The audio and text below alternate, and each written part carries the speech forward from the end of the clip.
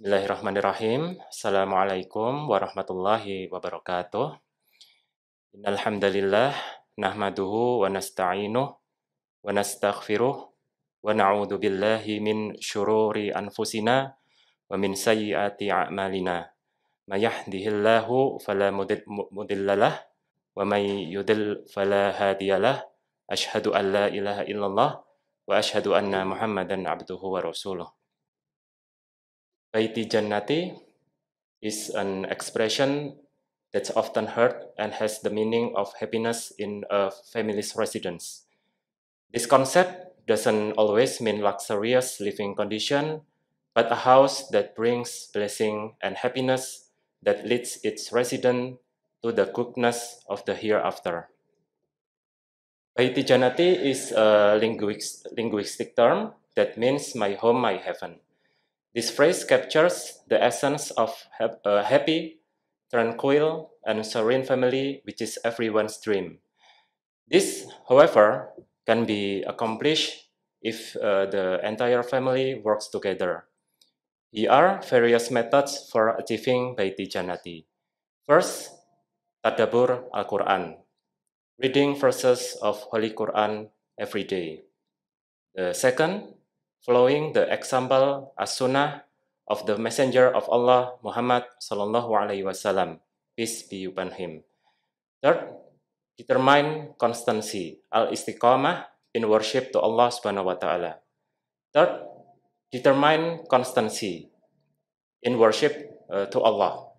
Fourth, maintain the house cleanliness and sanctity.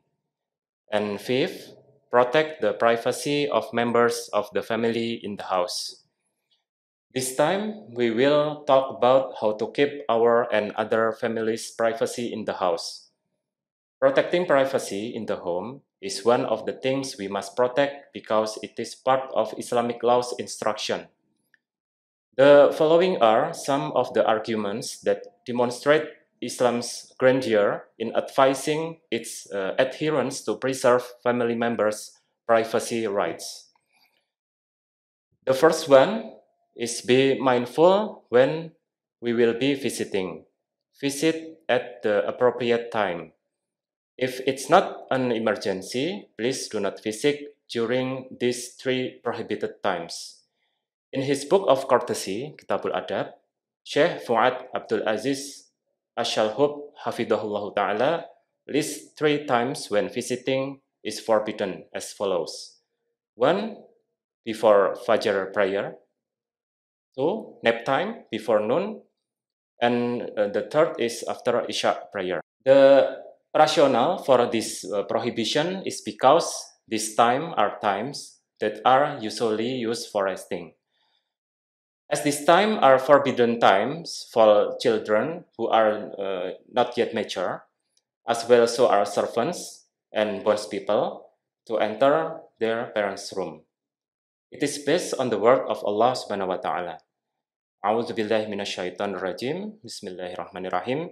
Ya ayyuhalladzina amanu liyasta'dzinkumul ladzina malakat aymanukum والذين لم يبلغوا الحلم منكم ثلاث مرات من قبل صلاة الفجر وحين تدعون ثيابكم من الظهيرة ومن بعد صلاة العشاء ثلاث عورات لكم ليس عليكم ولا عليهم جناح بعدهن طوافون عليكم بعضكم على بعض كذلك يبين الله لكم الآيات والله عليم حكيم.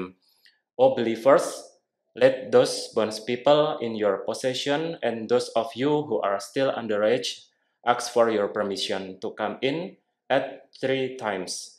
Before dawn prayer, when you take off your outer clothes at noon, and after the late evening prayer.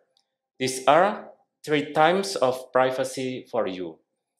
Other than this time, there is no blame on you or them to move freely, attending to one another.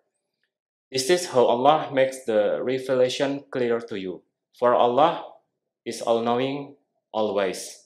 Quran Surah An-Nur verse 58. Sheikh Ash-Shalhub Hafidahullah mentioned a hadith from Aisyah radhiyallahu anha that once the Messenger of Allah sallallahu alaihi wasallam visited the house of Abu Bakar As-Siddiq radhiyallahu anhu at the time before the Zuhur prayer. And his sallallahu alaihi wasallam arrival surprised Abu Bakar radhiyallahu anhu. So Abu Bakar radhiyallahu anhu said the Prophet sallallahu alaihi wasallam did not come to us at the time except because something very important has happened. Sahih Bukhari. This hadith shows that Abu Bakar radhiyallahu anhu surprised at the arrival of the Prophet sallallahu alaihi wasallam at the time, show that time was not the usual time to visit. Then Sheikh Ash-Shalhub Hafidahullah Ta'ala said, and visiting but at this 3 time will surely disrupt the family's peace. Disturbing their peace would cause them feel uncomfortable as well.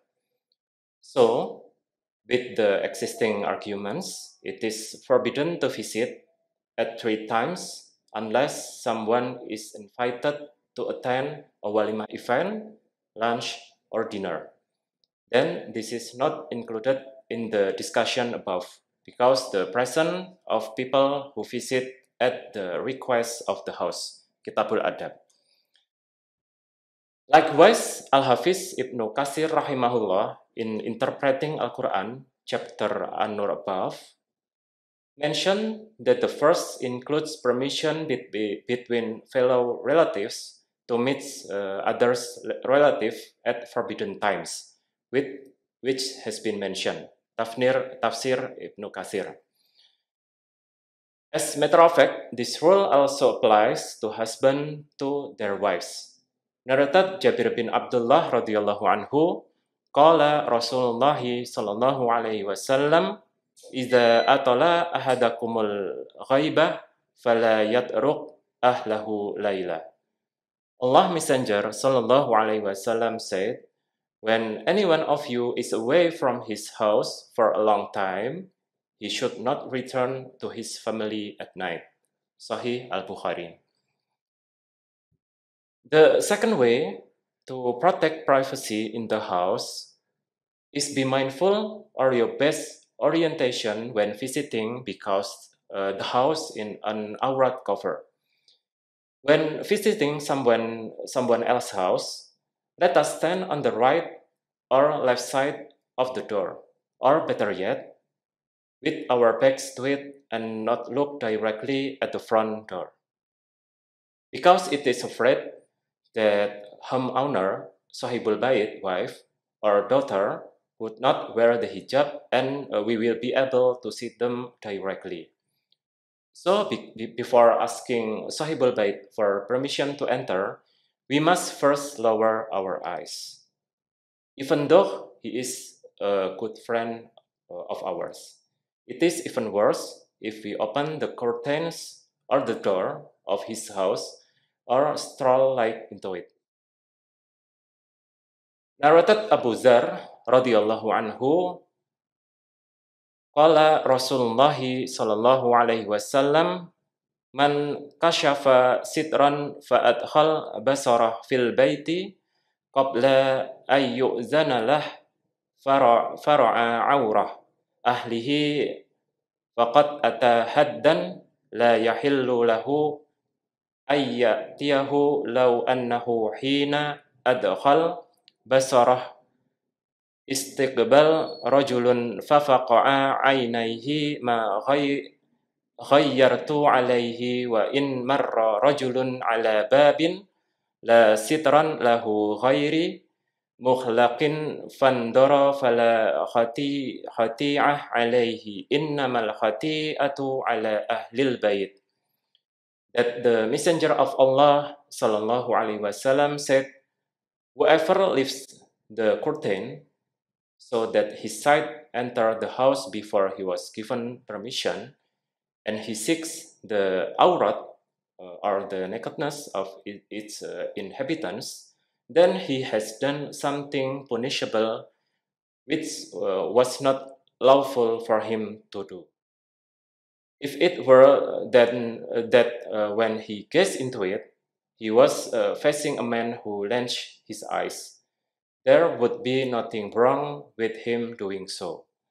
But if a man passed by a door that has no cover over it, and it is not closed, and he looks, then there is no sin on him. The sin only on the inhabitants or the family of the house. Jami' at-Tirmizi. Noble Messenger of Allah companion Abdullah bin Busr radhiyallahu anhu said, Kana Rasulullah sallallahu alaihi wasallam idza atabab qaumin lam yastaqbilil bab min tilqa wajhihi walakin min raqnih al-ayman awil aisar wa yaqul assalamu alaikum وذلك أن الدور لم يكن عليها يومئذ سطور. When the messenger of Allah sallallahu alaihi wasallam came to some people's door, he did not face it squarely, but faced the right or left corner and said, "Peace be upon you, peace be upon you," or "Assalamu alaikum, assalamu alaikum." That was because there were no curtains on the door of the house at the time. Sunan Abi Dawud. The narrator said at the end of the hadith that Messenger of Allah sallallahu alaihi wasallam did it since there was no curtain in the house at the time, so that the activities of the family's homeowner can be seen directly from the location in front of the house. For example, the wife or daughter of the homeowner were not wearing hijab because they were in their own house. Therefore, the Prophet chose to stand on the right or left corner on the house door to lower his sight. Even though houses nowadays have solid doors, it is still recommended to stand on the left or right side of the door, because it is still possible if the position is in the middle of the door, guests can immediately see the inside of the house as soon as the door is open. For the same reason, there may be a wife or other woman in the house who has not worn the hijab.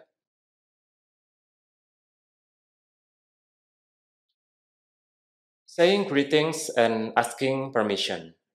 It is obligatory to ask permission before opening the door and seeing or entering someone else's house. Allah Subhanahu wa Ta'ala says, A'udzubillahi minasyaitonirrajim. Bismillahirrahmanirrahim. Ya ayyuhalladzina amanu la tadkhulu buyutan ghaira buyutikum hatta tasta'nisu wa tusallimu ala ahliha. Dzalikum khairul lakum la'allakum tadhakkarun. O believers, do not enter any house other than your own until you have asked for permission and greet its occupants. This is best for you, so perhaps you will be mindful. Al-Quran, Surah An-Nur, verse 27. Explaining the verse above, Ibnu al-Jawzi rahimahullah said, it is not permissible to enter someone else's house without permission. For this verse, he must seek permission if he wants to enter someone else's house. Al-Adab Asyariyah by Al-Hijawi rahimahullah. Narrated the noble messenger of Allah companion, Rib'i radhiyallahu anhu, Rajulun min baitin amir annahu sta'dhan ala nabi sallallahu alaihi wasallam wa huwa fi baitin faqal aliju faqalan nabi sallallahu alaihi wasallam ikhruj ila hadha fa'alimhu fasami'ahu rajul faqal assalamu alaikum al-istidan faqul lahu qulis salamu alaikum adkhul fa'adina lahun nabi sallallahu alaihi wasallam fadakhal. A man of Banu Amir told that he asked the Prophet ﷺ for permission to enter the house.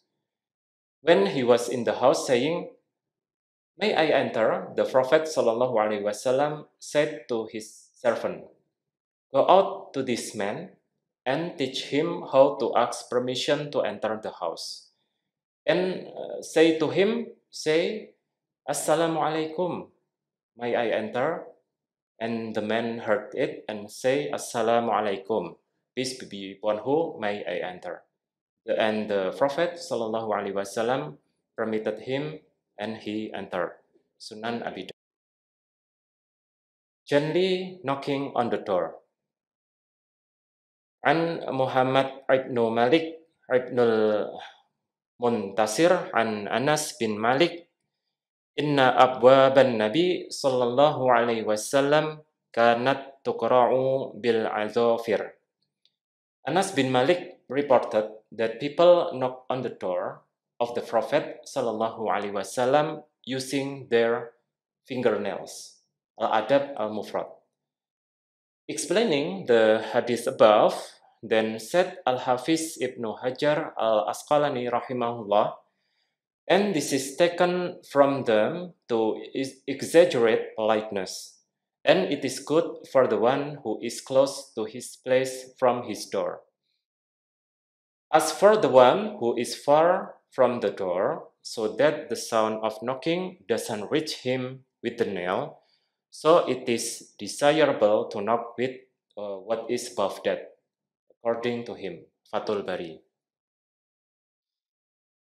Convey your identity. If the host asks about the guest's identity, the guest must respond with his or her name. Narrated Jabir bin Abdullah radhiyallahu anhu, "Ataitun Nabi sallallahu alaihi wasallam fi daini kana ala abi fadaqaqtul bab faqal man za faqultu ana faqala ana ka'annahu karihaha." I came to the Prophet sallallahu alaihi wasallam in order to consult him sallallahu alaihi wasallam regarding my father's death. When I knocked on the door, he asked, "Who is that?" I replied, "I." And he sallallahu alaihi wasallam said, I." He repeated it as if he disliked it. Sahih Al-Bukhari.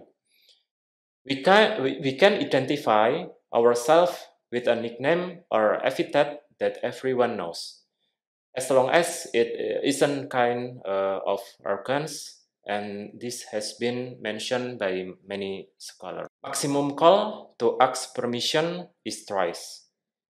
If the host does not respond after 3 calls or salam, we must return or go home, and we must not force ourselves.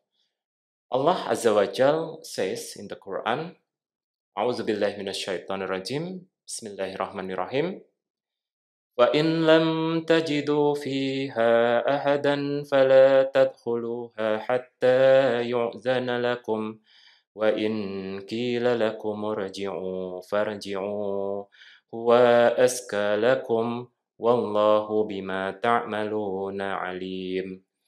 If you find no one at home, do not enter it until you have been given permission. And you are asked to leave, then leave. That is purer for you, and Allah has perfect knowledge of what you do. Al-Quran, Surah An-Nur, verse 28. Regarding the verse above, there is a specific hadith that emphasizes its meaning. Faqala Rasulullah sallallahu alaihi wasallam, "Idza sta'zan ahadakum salasan falam yuznan lah falyarji'." Allah Messenger sallallahu alaihi wasallam said, "If any one of you asks the permission to enter thrice, and the permission is not given, then he should return." Sahih Al-Bukhari. This Quran verse and hadith above show the importance of maintaining the dignity of others when visiting, and our family when receiving guests. Hopefully, we can follow the sunnah of Prophet Sallallahu Alaihi Wasallam. Well, that brings us to the end of the presentation.